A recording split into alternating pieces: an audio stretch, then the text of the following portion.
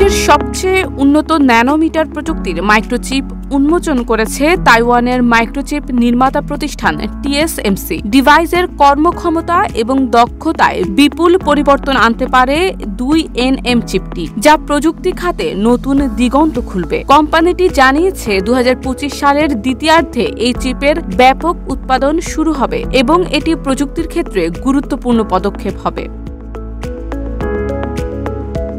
আধুনিক প্রযুক্তির ভিত্তি হিসেবে কাজ করে microchip. Smartphone, laptop, electric toothbrush সহ বিভিন্ন ডিভাইসে চিপ ব্যবহৃত হয়। মাইক্রোচিপ হলো যে কোনো ইলেকট্রিক যন্ত্রের মস্তিষ্ক, যেটি মোবাইল ফোন, ল্যাপটপ, গাড়ি, এমনকি হাসপাতালের যন্ত্রপাতিও চালাতে সাহায্য করে। এই চিপ যত ছোট এবং শক্তিশালী হয়, আমাদের ডিভাইসগুলো তত দ্রুত ও কম বিদ্যুৎ খরচে কাজ করতে পারে।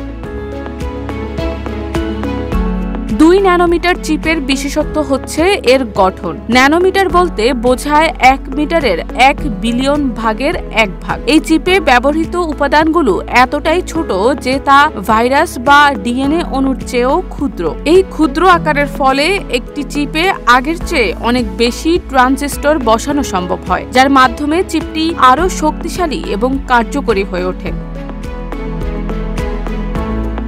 নতুন এই চিপ 3 ন্যানোমিটার চিপের তুলনায় 15% বেশি গতিসম্পন্ন এবং 30% কম বিদ্যুৎ ব্যবহার করে। এর মানে হলো আমাদের মোবাইল বা ল্যাপটপ আরো দ্রুত চলবে, কম গরম হবে এবং দীর্ঘ সময় চার্জ থাকবে। নতুন এই চিপে গেট অল অ্যারাউন্ড নামক একটি আধুনিক ডিজাইন প্রযুক্তি ব্যবহার করা হয়েছে, যা আগের FinFET প্রযুক্তির চেয়েও উন্নত। এই প্রযুক্তি চিপের ভেতরে বিদ্যুৎ প্রবাহকে আরো ভালোভাবে নিয়ন্ত্রণ করতে সাহায্য করে, ফলে এর কার্যক্ষমতা এবং স্থায়িত্ব আরো বাড়ে।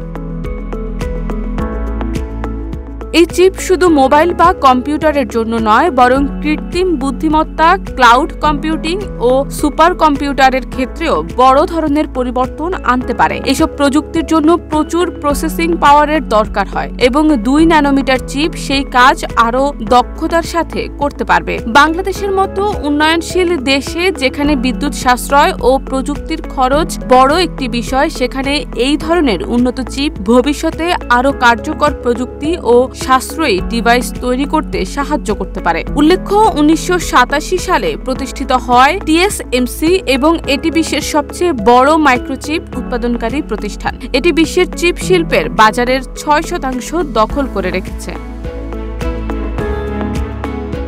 Desk report, Dhaka post.